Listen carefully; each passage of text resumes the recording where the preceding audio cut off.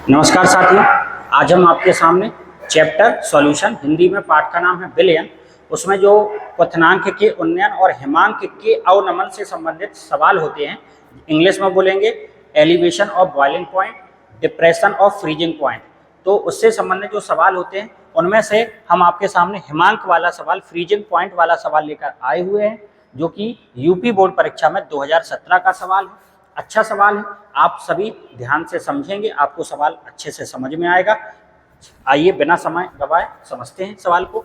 एक जलीय विलयन में यूरिया भार से 5% और ग्लूकोज भार से 10% उपस्थित है।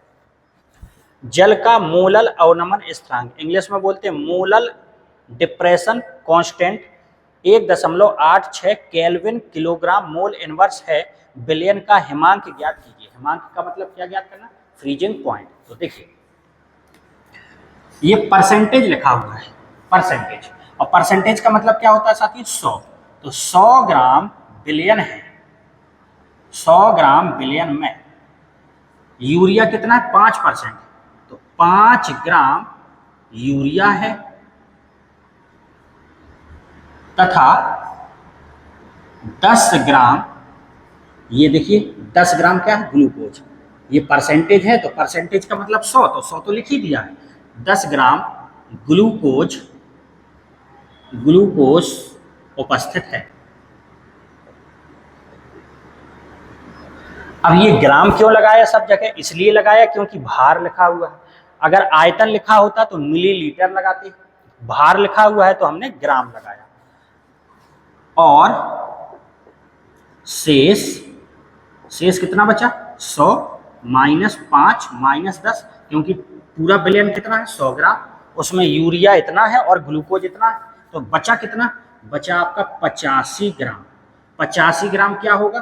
विलायक, इंग्लिश में बोलते हैं सॉल्वेंट, और विलायक यहाँ पे क्या है? जल है। कैसे पता चला जल है? देखिए, जलीय विलयन है, जलीय विलयन तो जल होगा, तो बचा, जो बच गया वो क्या है आपके पास? जल है। अब देखिएगा, इसका मतलब ये हुआ कि यूरिया की मात्रा पता चली 5 ग्राम। ठीक, यूरिया की मात्रा आपको पता चली 5 ग्राम। यूरिया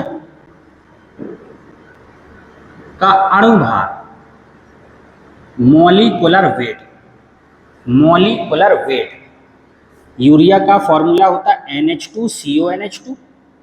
तो N का जो एटॉमिक वेट होता है, परमाणु भार, वो होता है 14। तो यहाँ 14 प्लस H का परमाणु भार, एटॉमिक वेट 1 होता है, 2 H है, तो यहाँ पे हो गया 2 प्लस कार्बन का 12 होता है परमाणु भार, ऑक्सीजन का 16 होता है, प्लस नाइट्रोजन का फिर से 14, प्लस हाइड्रोजन का 1 होता है, लेकिन 2 हाइड्रोजन है तो यहाँ 2 हो गए। जब आप पूरे को सॉल्व करेंगे तो कितना आ गया? 60। आगे यूरिया के मोल, यूरिया के मोल N बराबर क्या होता है? सूत्र, मोल N बराबर होता है W/M। मोल N बराबर W/M। W हो गई मात्रा, तो इसकी मात्रा तो है 5, अणुभार है 60, इसका मतलब ये आ गया 1/12। ठीक है, 5 × 5 और ये कट गया 12 बार। ठीक है, अब ग्लूकोज के पास पहुंचे। ग्लूकोज की मात्रा, ग्लूकोज की मात्रा कितनी है? 10 ग्राम।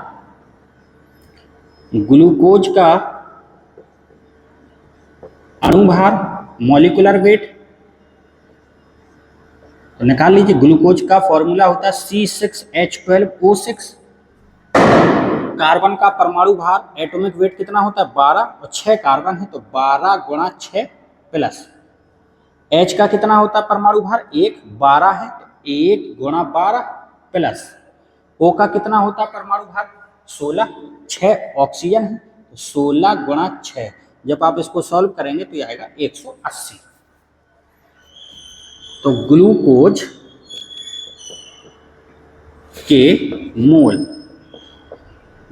के मोल W/M W मात्रा 10 है, अणुभार 180, तो ये आ गया आपका 1/18।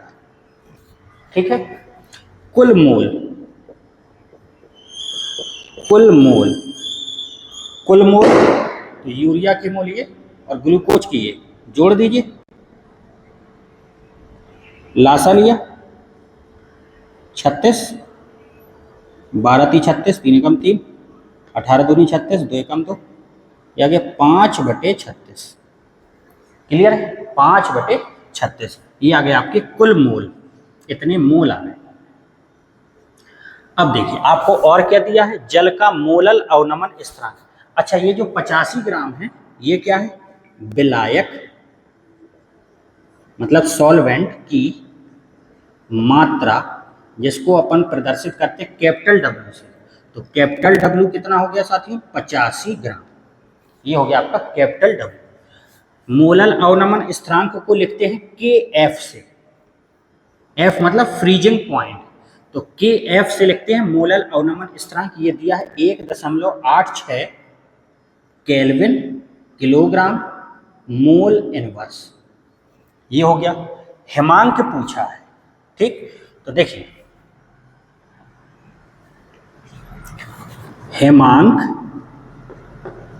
में अवनमन, डिप्रेशन ऑफ फ्रीजिंग पॉइंट या depression in freezing point, depression in freezing point, delta T F equal के एफ गुणा स्मॉल डब्ल्यू गुणा 1000 बटे स्मॉल एम गुणा कैपिटल डब्ल्यू, ये फॉर्मूला होता है। आपको याद होगा, अगर ना याद हो तो ये आता कहाँ से, तो थोड़ा सा इसमें भी देख लीजिए। ये होता है के एफ समानुपाती मोललता, मोलैलिटी, मोललता। समानुपाती हटाया तो नियतांक कांस्टेंट लगाए के एफ, मोललता का सूत्र रखा, सूत्र क्या होता है, पदार्थ की ग्राम में मात्रा बटे अणुभार गुणा विलायक का किलोग्राम में भार। तो ये किस में है, किलोग्राम में, और यहाँ किस में रहते हैं, ये ग्राम में। तो अगर ये ग्राम में होगा तो इसको किलोग्राम में बनाइए, और अगर इसको किलोग्राम में बनाएंगे तो 1000 का भाग देना पड़ेगा, और 1000 का भाग देंगे तो वही 1000 कहाँ चला जाएगा आपका, ऊपर, देखिए वही सूत्र आ गया। अब इसको जब आप सॉल्व करें तो देखिए W/m, ये क्या हो गया, मोल, ये क्या हो गया, मोल, किसके मोल, तो ये कुल मोल है, कुल मोल, क्योंकि यूरिया के मोल और ग्लूकोज के मोल अलग अलग। ये 1 बिलियन है, इसमें जल है, इसी में आपने यूरिया को मिलाया, प्लस इसी में आपने किसको मिलाया, ग्लूकोज को, ग्लूकोज को मिला दिया, तो कुल मोल। अच्छा ये W/m देखिए, मोल, मोल W/m होता है, तो अच्छा मोल कितने आए थे आपकी, 5/36, तो इसके स्थान पर के एफ का मान रखा 1.86 और W/m के स्थान पर कितना रख दिया, 5/36 गुणा ये 1000 ज्यों का त्यों बटे कैपिटल डब्ल्यू, कैपिटल डब्ल्यू कितना था, 85, ये आ गया आपका 85। क्लियर। जब आपने इसको सॉल्व किया तो ये हल करने से आएगा 3.04 degree centigrade, delta T F, delta T F ये आ गया, ठीक। अब डेल्टा टी एफ यहाँ पे आप ये डिग्री सेंटीग्रेड में भी लिख सकते हैं, केल्विन में भी लिख सकते हैं।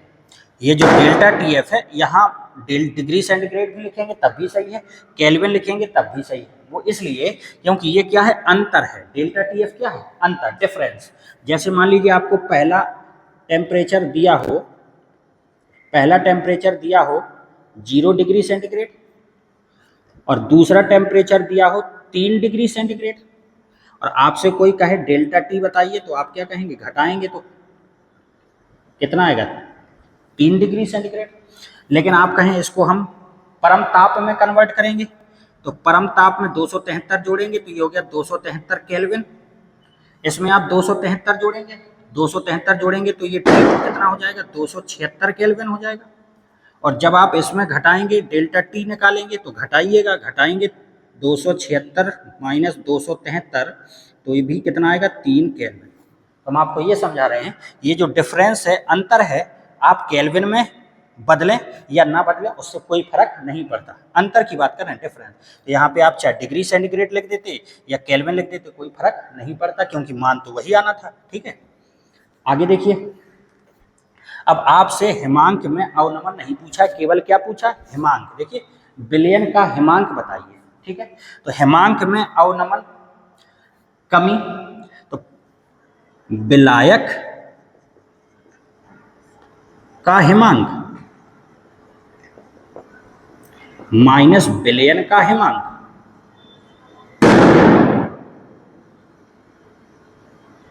विलयन का हिमांक बराबर डेल्टा टीएफ हो जाएगा।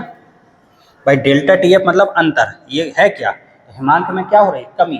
तो पहले विलायक का हिमांक होगा, फिर उसमें कमी आएगी, तो ये विलयन का हिमांक। अब विलायक कौन है इधर पे साथियों, जल।